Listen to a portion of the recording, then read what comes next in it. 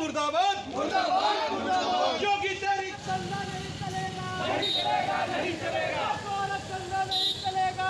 तिवारी जी, जैसा कि आपका ये मिशन एक आवाज़ और एक मिशन के तहत आप जो ये काम कर रहे हैं, लोगों की फीस माफ़ी का 3 माह की फीस माफ़ी की जो आवाज़ आपने उठाई है सरकार के खिलाफ जाकर, जैसा कि मुख्यमंत्री दिनेश शर्मा का स्पष्ट कहना है कि वो फीस नहीं माफ़ करेंगे। देखिए, मैं आपको सीधे और इसके विरुद्ध कोई जाता है तो उस पर कानूनन कार्रवाई होगी। तो इस पहल पर जो आप एक मुहिम छेड़ रहे हैं और आप आवाज़ उठा रहे हैं और आपने एक मार्च निकाला है, इस पर आप अपनी क्या प्रतिक्रिया देना चाहेंगे? देखिए, सबसे पहले जो आपने कहा कि उप मुख्यमंत्री जी ने कहा कि फीस नहीं माफ़ होगी, मैं उस उप मुख्यमंत्री जी को कहता हूँ कि वो विवेकहीन हो गए हैं। उनके पास कान नहीं है जो इतने सैकड़ों हजारों की पब्लिक की आवाज़ को सुन रहे हैं। उनके आंख अंधे हो गए हैं जो उनको कुछ दिखाई नहीं दे रहा है। उनको जो दिखाई दे रहा है शिक्षा माफियाओं का धन कैसे आएगा, ये हमको चुनाव में कैसे फाइनेंस करेंगे, उनको वो दिख रहा है। एक तो सवाल आपका ये हो गया।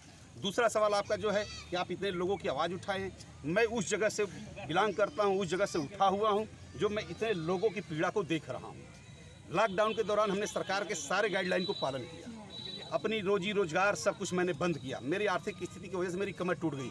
अब स्कूल वालों का जो रोज़ फ़ोन आ रहा, दबाव आ रहा है कि फ़ीस जमा करो, फ़ीस जमा करो। हम लोग फ़ीस कहाँ से जमा करेंगे? दूसरी चीज़, हमारे बच्चों को ऑनलाइन पढ़ाई से रोका जा रहा है क्योंकि उन बच्चों का फ़ीस नहीं जमा है। तीसरी चीज़, स्कूल से बराबर फ़ोन आ रहा है कि ऑनलाइन पढ़ाई कराइए। जब मेरे घर में 4 बच्चे हैं और 1 मोबाइल है तो मैं चारों बच्चों को कैसे पढ़ाऊँगा? मैं इस स्कूल वालों से कहता हूँ मैं फ़ीस दूँगा, बच्चों को पढ़ाऊँगा, लेकिन हमारे घर में जितने बच्चे आपके स्कूल में उतने हमको मल्टीमीडिया मोबाइल दे दिए। मैं सारे बच्चों की फीस माफ़ करूँगा और सारे बच्चों को पढ़ाऊँगा। और जब तक वैक्सीन ना आ जाए कोरोना से संबंधित, तब तक स्कूल न खोले। अगर इनको खोलना है तो मैं बार बार मांग करता हूँ ये अपने जनप्रतिनिधि का जितना इनका सदन है, विधानसभा है, विधान परिषद है, लोकसभा है, राज्यसभा है, नगर पालिका है, जिला पंचायत है, ये खोलें, स्कूल न खोलें। अच्छा, जैसा कि दिनेश शर्मा ने यहाँ पर रोका हुआ है, जो हमारे देश के उप मुख्यमंत्री हैं और शिक्षा मंत्री भी रहे, लेकिन वहाँ पर जो बतौर मुख्यमंत्री योगी आदित्यनाथ का स्पष्ट आदेश है कि कोई भी गवर्नमेंट हो या नॉन गवर्नमेंट स्कूल हो, इस समय वो फीस लेकर दबाव नहीं डालेंगे।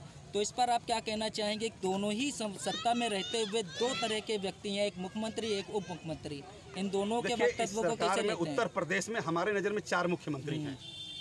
आप लोग पत्रकार बंधु हैं, मीडिया वाले हैं, आप लोगों को भी दिख रहा होगा कि 4 मुख्यमंत्री कैसे हैं। अब क्या इनको अदर स्टेट और राज्य नहीं दिख रहा है जहाँ के फीस माफ़ हो गया है? और उत्तर प्रदेश में भी तमाम सैकड़ों ऐसे स्कूल वाले हैं जो हमको अपना पत्र दे चुके हैं कि मैं 3 माह की फीस कोविड-19 महामारी को देखते हुए, जनहित को ध्यान में रखते हुए 3 माह के अपने स्कूल से अपने कॉलेज के बच्चों की फीस माफ़ की है। तो क्या ये लोग माफ़ नहीं कर रहे हैं? क्यों नहीं कर रहे हैं? ये रोना रो रहे हैं कि हम अपने स्टाफों को खर्चा कहाँ से देंगे? तो मैंने अपने एक पिछले लाइव में कहा था कि इनका स्कूल कर्मचारियों को पैसा नहीं दे पा रहे हैं तो ये 6 से 8 महीना अपना स्कूल हमारे नाम एग्रीमेंट कर दें। मैं टीचरों को तनख्वाह भी दूंगा, बच्चों की फीस भी माफ़ करूंगा, इनको भी बचा के दूंगा। उसके बावजूद भी 4 महीना के लिए इनको स्कूल छोड़ दूंगा कि तुम जाओ चलाओ। जैसा कि अभी सुनने में आ रहा है, सूत्रों से जानकारी मिली है कि CMS के अंदर कुछ कोरोना मरीज भी पाए गए हैं, जिसको लेकर सैनिटाइज वगैरह भी कराया गया है बाकायदे, और उसके बाद गुपचुप तरीके से कहीं ना कहीं स्टाफ में कटौती भी की जा रही है। देखिए, ये जो जगदीश गांधी है, जिनको लोग अंतर्राष्ट्रीय शिक्षाविद कहते हैं, मेरे नज़र में वो अंतर्राष्ट्रीय शिक्षाविद नहीं, अंतर्राष्ट्रीय भूमाफिया और अंतर्राष्ट्रीय शिक्षा माफिया दोनों हैं। जब ये कोविड-19 महामारी के दौरान उनके स्कूल के सामने पॉजिटिव जोन घोषित किया गया तो ये अपने स्टाफों को स्कूल में क्यों बुला रहे हैं? अगर किसी स्टाफ के साथ कोई अप्रिय घटना घटती है, उसका जिम्मेदार कौन होगा? 1 नंबर गेट को बैरिकेडिंग करा दिया गया है, 7 नंबर गेट से अंदर बुलाया जाता है। क्यों?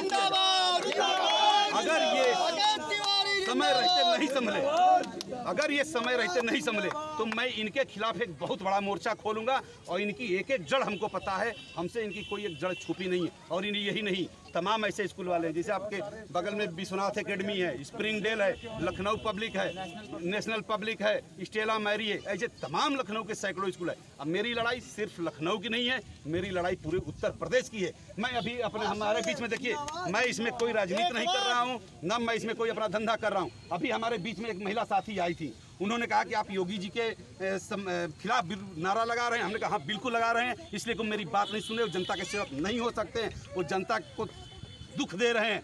तुरंत वो भाग गई। मैं ऐसी महिला की कभी मदद भी नहीं करना चाहूँगा। जब उनको हमारे मिशन से नहीं मतलब है, इतने लोगों की पीड़ा से नहीं मतलब है, तो वो आई थी सिर्फ अपनी रोटी सेकने। ऐसे लोगों के, ऐसे कार्यकर्ताओं की हमें जरूरत नहीं है।